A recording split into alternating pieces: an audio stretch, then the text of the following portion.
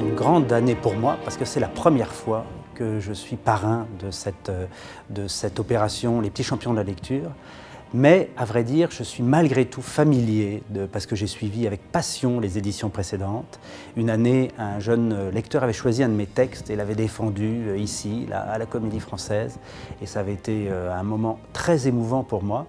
Donc voilà, j'adore cette opération. Pour moi, elle est d'ailleurs appelée à être généralisée partout, dans toutes les classes de CM2, que pas un seul élève ne termine ses années de primaire sans participer à ces champions de la lecture. Il n'y aura pas forcément que des gagnants, mais en tout cas, tout le monde gagnera à participer à ce concours.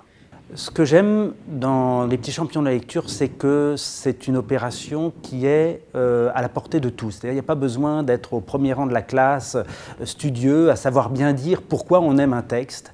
Il y a simplement à transmettre ce texte par une lecture expressive, drôle, émouvante. On va faire pleurer, on va faire rire, peu importe, mais c'est ça qui me touche. Moi, la candidate qui avait défendu un de mes textes n'était pas du tout en peloton de tête de sa classe, mais quand elle a gagné pour sa classe et qu'elle est venue ici comme finaliste, elle était vraiment avec tout le monde derrière elle. Toute la classe était venue et l'applaudissait, et parce que c'était elle qui arrivait à transmettre son amour du texte et sa connaissance intime du texte.